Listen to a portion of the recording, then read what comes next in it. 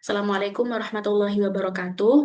Perkenalkan, saya Lubna Zulfa Karimah dengan NIM G00250026 dari kelompok B2.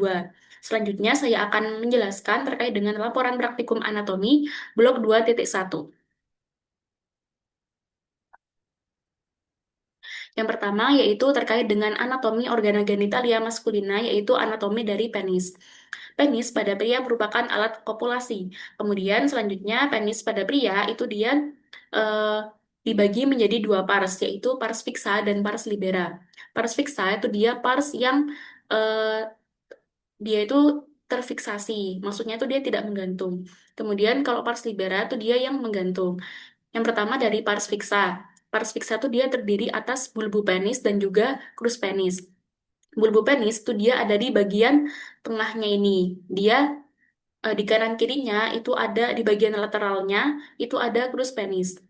Nah, krus penis itu dia letaknya di lateral kanan kiri dari dextra et sinistra dari si bulbu penisnya ini.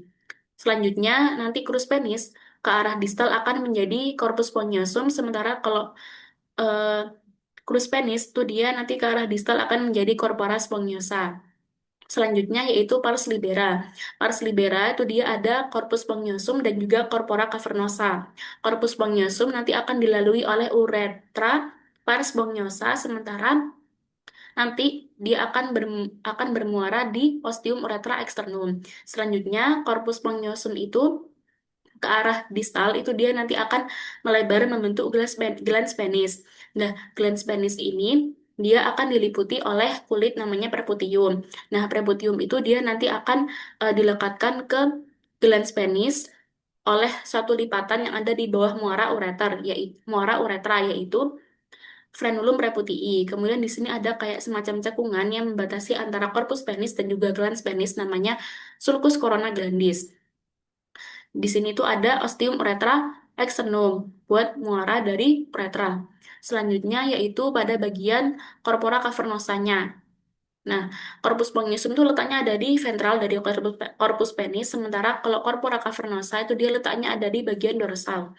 Nah, corpora cavernosa itu dia ada dua. Nah, masing-masing tuh dia nanti akan diliputi sama tunika albuginia yang tebal, kemudian nanti akan diliputi jadi satu oleh tunika albuginia yang tipis.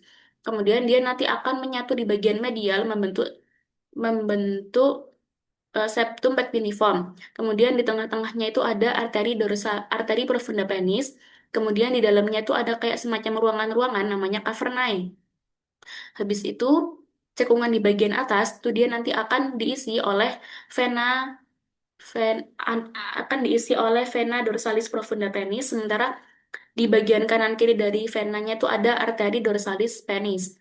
Habis itu, nah, eh, corpora corpora cavernosa itu dia merupakan jaringan erektil. Selanjutnya yaitu di bagian pars fixa itu dia disokong sama dua otot yaitu musculus istiocavernosus dan juga musculus bulbospongiosus. Istiocavernosus bulbospongiosus. Selanjutnya yaitu anatomi dari skrotum. Skrotum itu dia yang melapisi si testisnya ini. Dia terdiri atas beberapa lapisan, ada 9 lapis, yaitu dari superficial itu ada kulit, habis itu ada fascia dartos musculus dartos, fascia spermatica externa musculus cremasterika, fascia spermatica interna, tunica vaginalis lamina parietalis, tunica vaginalis lamina visceralis, tunica albuginia, dan juga tunica vasculosa, lalu ada testisnya itu sendiri. Selanjutnya yaitu anatomi dari testis. Anatomi dari testis. Nah, testis itu dia homolog dengan ovarium pada wanita. Kemudian dia tuh letaknya ada di dalam dari skrotum. Terus dia terdiri dari sepasang kanan kiri. Nah, testis kiri itu dia lebih rendah daripada testis yang sebelah kanan karena funiculus yang sebelah kanan dia lebih panjang. Terus habis itu terkait dengan jalur sperma. Jadi sperma itu kan dia dibentuk di dalam testis. Nah, di testis itu ada namanya tubulus spiniferus. Di dalam tubulus spiniferus ada sel-sel spermatogonia yang berfungsi untuk menghasilkan si sperma itu. Nah, setelah dihasilkan spermatozoa, nanti spermatozoa itu berjalan ke arah tubulus rectus, kemudian ke retestis, ductus efferentis, dan juga lalu ke epididymis. Nah, di epididymis itu terjadi pematangan spermatozoa. Lanjut ke bagian ductus deferens. Ductus deferens itu yang saluran yang panjang ini. Nah, kemudian dia nanti akan berjalan ke belakangnya vesika urinaria, kemudian membentuk ampula. Nah, kemudian dia nanti akan melewati eh, akan bergabung dengan saluran dari vesikula seminalis, kelenjar vesikula seminalis. Kemudian akan berlanjut ke ductus ejaculatorius, lalu dia akan bermuara pada uretra pars prostatica. Kemudian dia nanti akan berjalan lewat uretra, pars prostatica, pars membranacea, kemudian ke pars spongiosal, lalu keluar lewat ostium uretra externum. Selanjutnya dari klinis. Nah, klinis yang ada di soal itu terdiri dari tiga hal. Yang pertama itu ada anak yang mengeluhkan sakit pada salah satu testisnya. Ini bisa disebabkan karena terjadinya torsiotestis atau terpelintirnya funiculus spermaticus atau penggantung dari si testisnya itu. Nah, ini menyebabkan gangguan vaskularisasi pada arteri testikularis dan dapat menyebabkan nekrosis atau kematian jaringan pada testis. Habis itu selanjutnya ada anak yang mengeluhkan sakit pada skrotumnya karena di sini itu dia terjadi dilatasi pada vena, yaitu dilatasi abnormal pada vena, yaitu pada plexus venosus pampiniformis. Nah, di sini itu kalau secara visual itu dia sampai kelihatan kayak ada kumpulan cacing-cacingnya itu karena adanya dilatasi abnormal pada vena. Terus habis itu selanjutnya itu ada bapak-bapak yang mengeluhkan susah buang air kecil. Nah, ini bisa disebabkan karena adanya pembekakan jaringan prostat atau benih prostat hyperplasia. Nah, ini sering terjadi pembekakan pada zona transisional sehingga menyebabkan obstruksi pada uretra.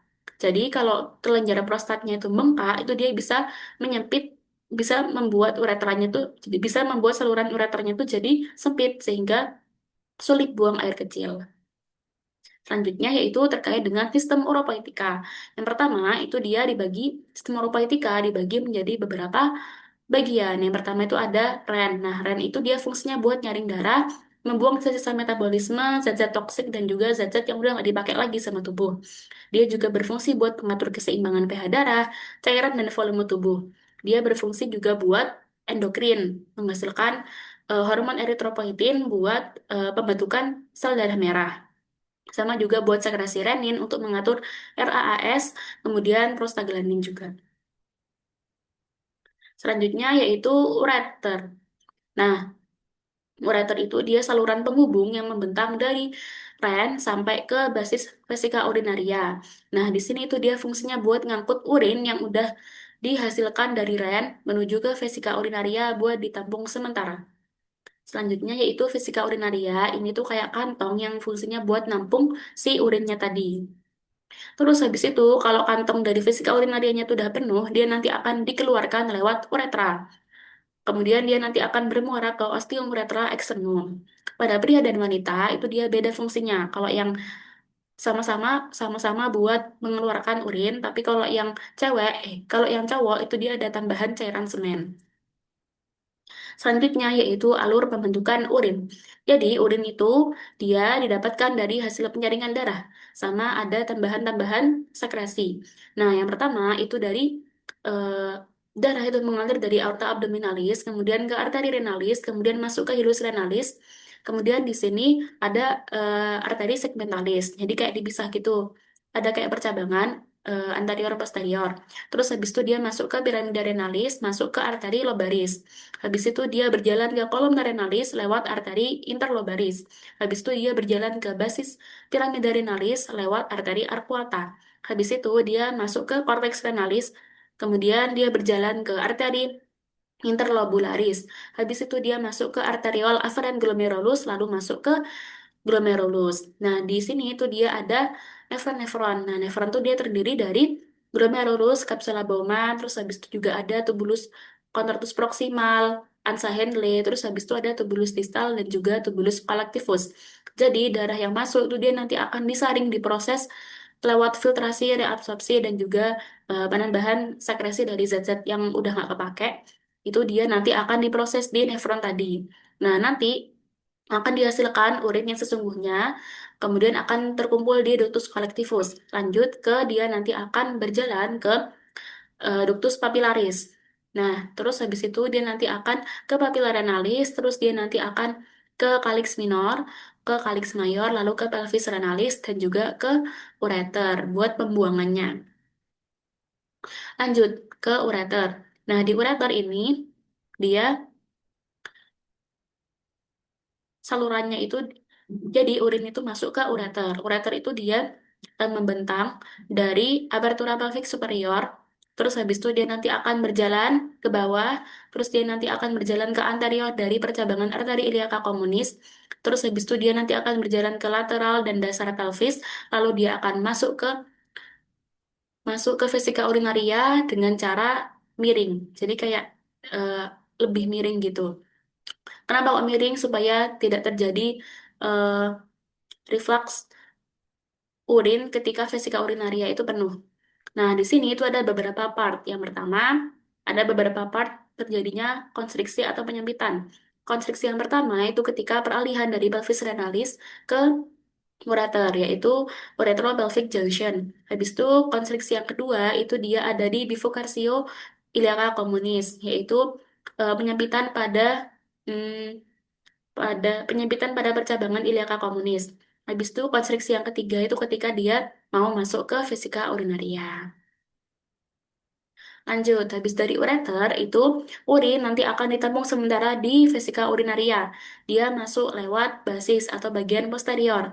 Nah, dari struktur eksternal itu kita bisa lihat yang pertama ada struktur apex. Apex itu dia nanti akan terhubung ke umbilikal lewat ligamentum umbilical medial.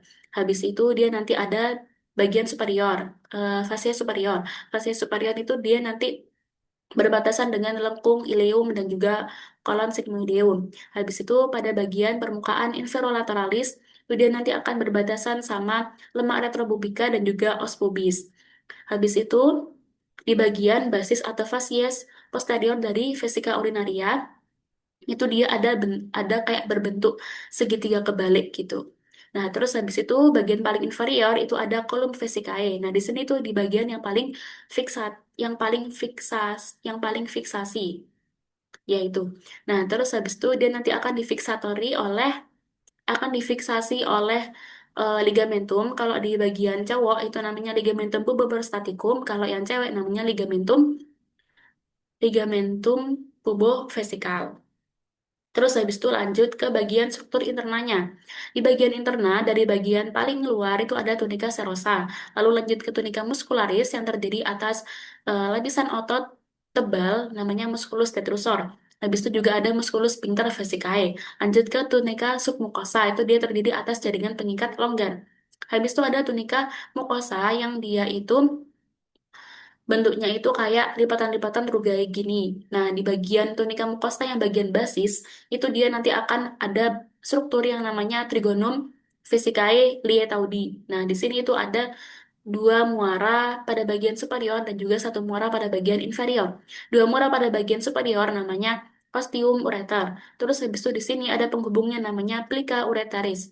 Terus habis itu pada bagian inferior itu ada muara dari ostium uretra. Terus habis itu di atasnya tuh kayak ada semacam penonjolan namanya uvula vesicae.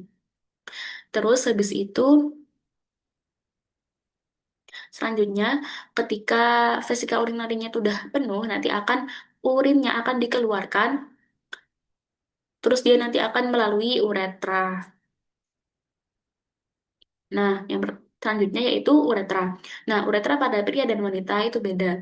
Kalau uretra pada wanita itu dia lebih pendek, sekitar 4 cm ukurannya. Terus habis itu pada wan- pada pria itu dia nanti akan terbagi menjadi beberapa pars. Yang pertama yaitu ada pars preprostatika, yaitu kayak pars yang pertama. Nah, ini tuh dia nanti eh, ada musculus sphincter ureter externum. Fungsi dari muskulusnya itu adalah untuk mencegah eh, cairan semen ke vesika urinaria. Jadi ketika ejakulasi, si muskulusnya ini berkontraksi untuk mencegah cairan semen ke vesika urinaria.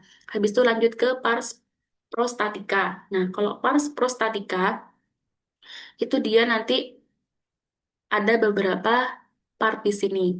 Yang pertama itu di sini tuh ada lipatan longitudinal di bagian medial namanya crista uretralis. Terus habis itu di bagian lateralnya itu ada kayak depresor pada ada bagian yang depresor pada lateralnya kanan kirinya dari crista uretralis. Nah, di sini tuh namanya sinus prostaticus.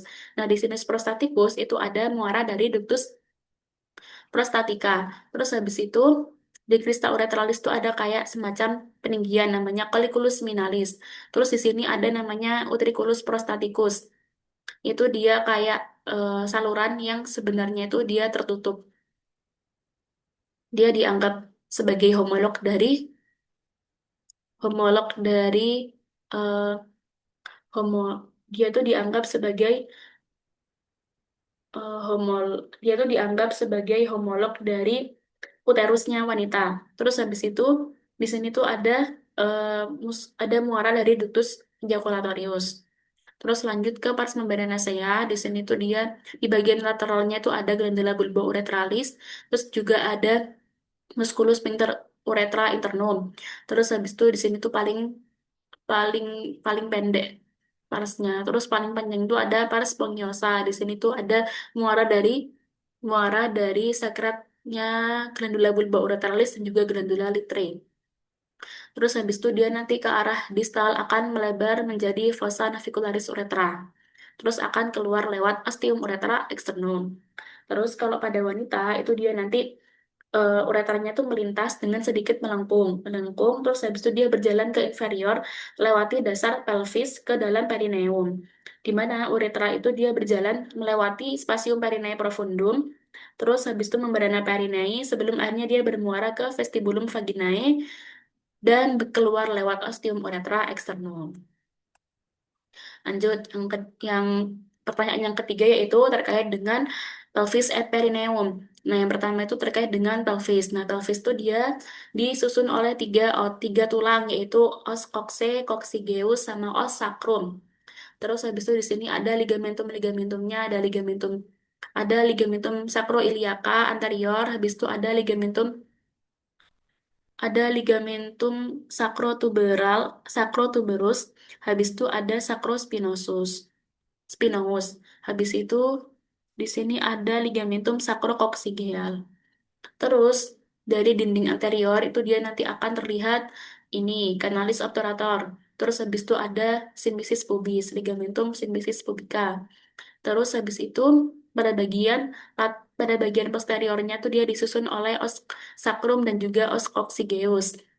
Habis itu pada bagian lateralnya itu ada foramen obturator. Ditutupi sama membrana obturator, habis itu ada lubang kecil namanya canalis obturatorius. Ini buat lewat arteri vena obturatoria dan juga nervus obturatorius. Habis itu ada foramen ischiadica mayor dan juga foramen ischiadica minor. Kalau foramen ischiadica minor dilewati sama arteri vena pudenda interna dan juga nervus pudendus. Habis itu kalau yang bagian ischiadica mayor tuh dia nanti akan dilewati sama musculus piriformis. Terus di atas sama bawahnya tuh ada lubang namanya suprapiriformis dan juga infrapiriformis.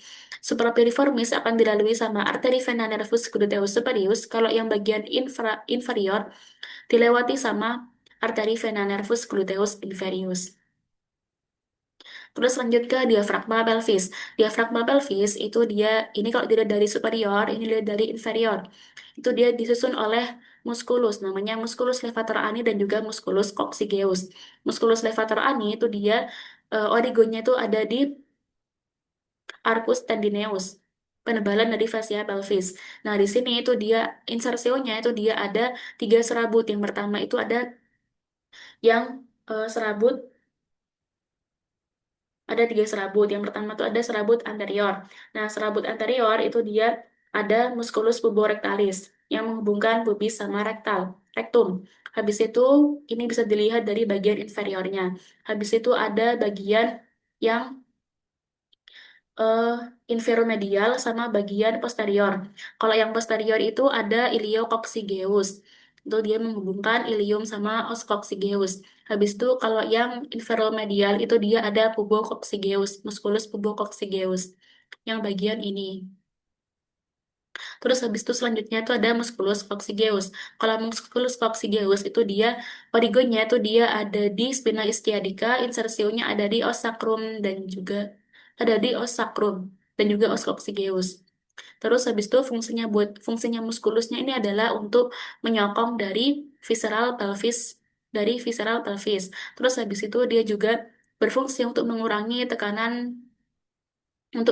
peningkatan tekanan yang ada di dalam pelvis ketika terjadi eh, ketika mengedan dan juga ketika batuk. Tuh. Selanjutnya membrana perineum. Membrana perineum itu adalah fascia tebal berbentuk segitiga yang melekat pada arcus pubicus. Dia melekatnya secara horizontal. Terus ke arah anterior itu dia ada kayak semacam celah kecil antara membrana perineum sama ligamentum inferius pubicum. Terus habis itu di atasnya membrana perineum itu ada kayak semacam ruangan tipis namanya spasium perineum profundum. Terus spasium perineum profundum pada pria dan wanita itu dia nanti akan ada semacam ada muskulus di situ. Kalau pada pria itu ada dua muskulus, muskulus transversus perineum profundum, sementara kalau eh muskulus transversus perineum profundum dan juga muskulus sphincter uretra externum. Kalau pada wanita itu ada penambahan dua lagi yaitu muskulus compressor dan juga muskulus uretrovaginalis.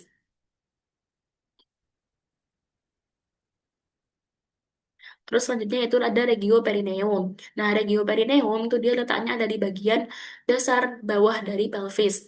Bentuknya itu kayak berlian. Nah, terus habis itu di sini tuh ada garis yang dipisahkan oleh garis hayal yang membagi menjadi dua regio. Nah, garis sayal itu dia menghubungkan antara tuber ischiadicum. Nah, bagian anteriornya itu dia jadi regio urogenital, kalau posteriornya jadi regio analis. Batas anteriornya itu dia ada di margo inferior symphysis pubicum, lateralnya itu ada di rami istiopubica, sama ligamentum sacrotuberal. Kalau posteriornya itu dia berbatasan sama apex coccygeus.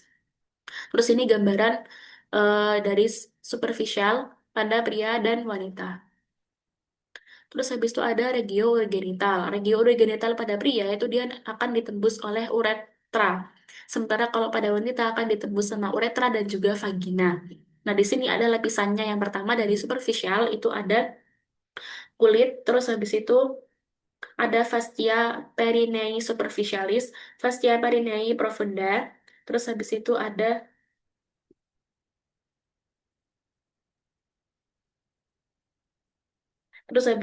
spasium perineum superficialis yang terdiri atas musculus transversus perineum superficialis, musculus ischiocavernosus, dan juga musculus bulbocavernosus.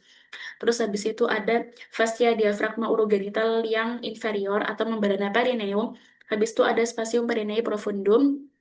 Kalau pada pria itu ada musculus transversus perineum profundus, musculus sphincter uretra externum, dan juga ada glandula bulbo-uretralis Cooper. Habis itu ada fascia diafragma urogenital yang superior. Terus kalau pada wanita, lapisannya tuh sama, cuma yang membedakan itu adalah muskulus penyusunnya pada spasium perineum profunda. Kalau yang cewek itu ada musculus transversus perineum profunda, ada musculus sphincter uretra externum, musculus sphincter uretrovaginalis, dan juga musculus kompresor. Terus habis itu untuk yang struktur yang lainnya itu sama. Lanjut perbedaan pelvis pada laki-laki dan juga perempuan. Jadi yang perbedaan yang perbedaan pada pelvis laki-laki dan perempuan. Yang pertama dari aditus pelvisnya. Aditus pelvisnya pada perempuan itu dia bulat bentuknya. Sementara kalau laki-laki itu dia sempit dan bentuknya tuh kayak jantung. Habis itu osakrum. Osakrumnya pada wanita itu dia pendek, luas dan juga kurang melengkung. Sementara kalau cowok itu dia panjang, sempit dan juga melengkung ke depan. Kalau os ilium pada perempuan itu dia miring ke lateral. Sementara kalau pada cowok itu dia lebih tegak. Habis itu dari os coccygeusnya. Kalau dari cewek itu dia lebih lentur, sementara kalau yang cowok itu dia kuat. Habis itu tulang pelvisnya. Tulang pelvis pada cewek itu dia tipis dan juga nggak begitu kuat. Sementara kalau yang cowok itu dia tebal dan juga kuat. Habis itu ada kavitas pelvis. Kavitas pelvisnya itu dia, kalau pada perempuan itu dia dangkal dan juga luas. Sementara kalau yang pada pria itu dia dalam dan juga sempit. Habis itu spina istiadika. Kalau pada perempuan itu dia nggak menonjol, sementara kalau laki-laki itu dia menonjol. Kemudian dari bidang Hodge. Bidang Hodge itu apa? Bidang Hodge itu dia berfungsi untuk mengukur penurunan kepala janin ketika melahirkan. Nah, bidang Hodge itu ada 4. Yang pertama itu bidang Hodge yang pertama itu dia ditarik setinggi adytus pelvis sampai promontorium. Habis itu kalau bidang Hodge 2 itu dia sejajar sama bidang Hodge 1, dia ditarik di bawah simfisis pubis. Habis itu kalau bidang Hodge 3 itu dia sejajar sama bidang Hodge 1 dan 2, ditarik dari spina ischiadica. Terus kalau bidang Hodge 4 itu dia sejajar sama bidang Hodge 1, 2, 3, ditarik setinggi os coccygeus. Selanjutnya yaitu prosedur episiotomi. Episiotomi itu apa? Episiotomi itu jadi pada selama melahirkan perempuan itu akan mengalami peregangan pada perineumnya dan juga akan mengalami robekan pada perineumnya. Untuk mencegah terjadinya ruptur pada bagian muskulus sphincter ani itu eh, biasanya dilakukan prosedur episiotomi. Episiotomi itu ada 2 jenis, ada 2 tipe, yaitu episiotomi yang median sama episiotomi yang mediolateral. Kalau yang median itu dia nanti akan dibuat sayatan di bawah komisura posterior, lurus ke bawah sampai tapi jangan sampai mengenai selabu dari sphincter aninya. Kalau mediolateral itu dia sayatannya tuh dibuat miring 45 derajat dari garis midline-nya itu. Baik, sekian penjelasan dari saya. Terima kasih. Wassalamualaikum warahmatullahi wabarakatuh.